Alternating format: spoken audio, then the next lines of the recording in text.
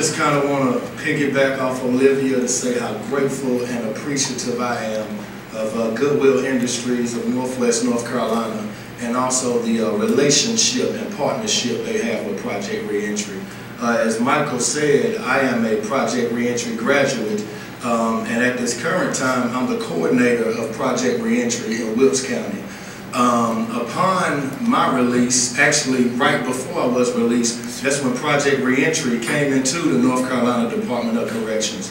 At that time, they were in one facility, Forsyth Correctional, right here in Forsyth County, up on, I believe it's 307 Craft Drive. That was my address for a temporary time. And we all, you know, I wanted to live in a gated community too.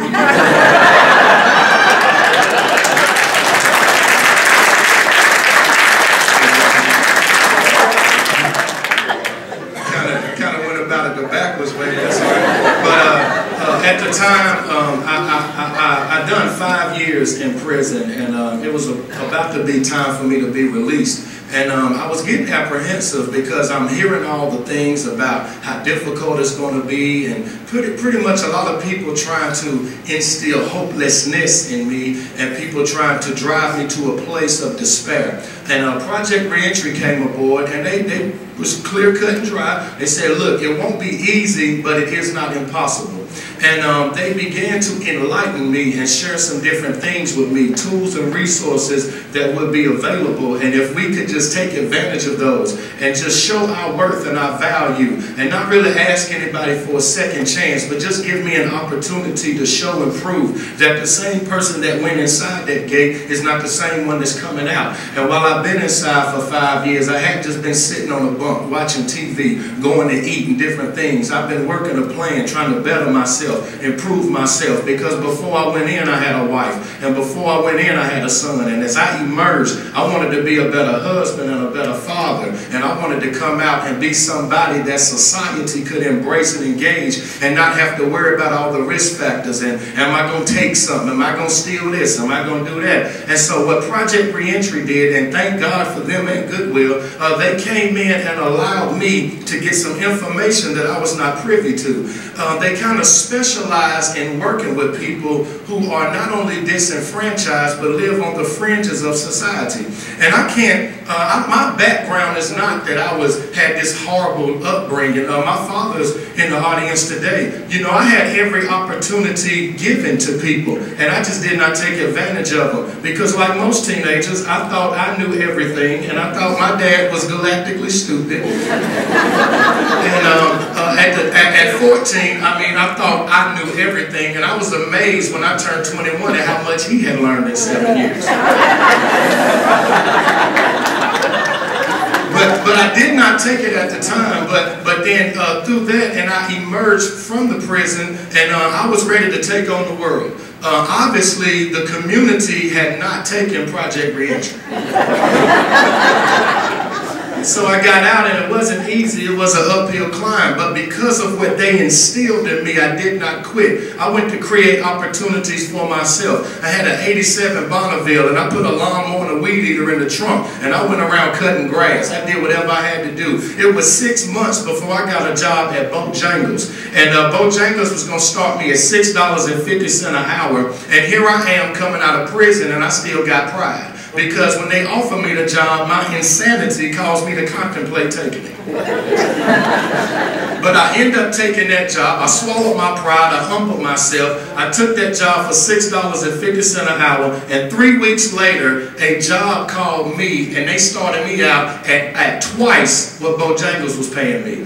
But if I would have never swallowed my pride and humbled myself, which is what Project Reentry taught me, which is what these programs teach the participants, then I don't believe that opportunity would have ever come. And so I swallowed my pride, I humbled myself, and I go from there, and now I'm working in a factory, and I was making decent money, and I was really happy began to matriculate up and progress. And after about a year and a half, I still felt unfulfilled in a particular place. And so what I began to do, I remembered that while I was taking the program, I wanted to give back to the kids in society because they were the ones who had seen me, but they had only seen half the picture. And I needed to go back and tell them what the whole deal was. So I went to local recreation centers in the community, got with the directors, and we would get some pizzas and sit the kids down, and I would talk to them about the importance of making good decisions, because the decision you make today is going to determine your tomorrow.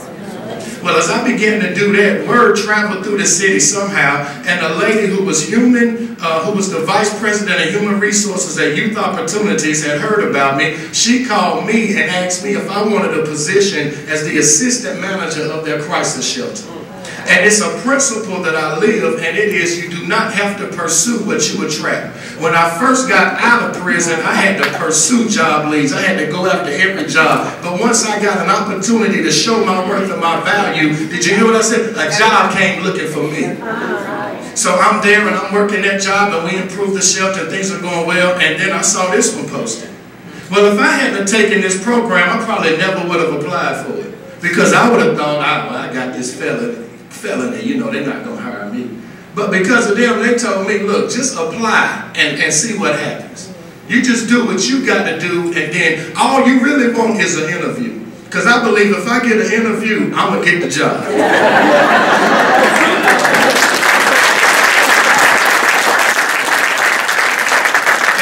And so I thank Goodwill, because it's not only, and I don't want to be arrogant to say the greatest organization in the world, so I'll say one of the greatest organizations in the world, but they put their money where their mouth is. Not only did they say we'll supply and go in and train people, but when we identify one who's really valuable, who can be an asset to our organization, who can be a benefit, who can help others in the way that we seek to do, since our business is changing lives, when we identify somebody like that, we'll put our money where our mouth is. And we won't look past your felony, but we'll be able to look through it and see who you really are.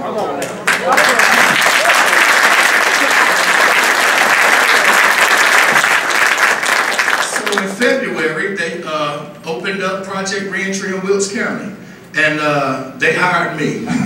and I hope they're still glad about that decision. But I want to say to all the people working on the front lines, because I know sometimes I drive home from work and I ask myself, man, is it worth it? Is all this work I'm doing with people, is it really making a difference? And I want to tell you, yes, it is. The resumes you're helping people write, it makes a difference. The job searches you're helping people with, it makes a difference. The critical time with you, you're there with them and you're helping them counsel themselves through some of their personal problems, it makes a difference. And even though you might not get 10 placements a day, you need to know that you're sowing a seed which is taking root, and you are really changing people's lives. I am a witness of it. Olivia is a witness of it. And if Goodwill would not have been there, there's no telling where we would be right now. So I am very grateful for this organization, and I think I'm going to do my best to try to be here until I retire.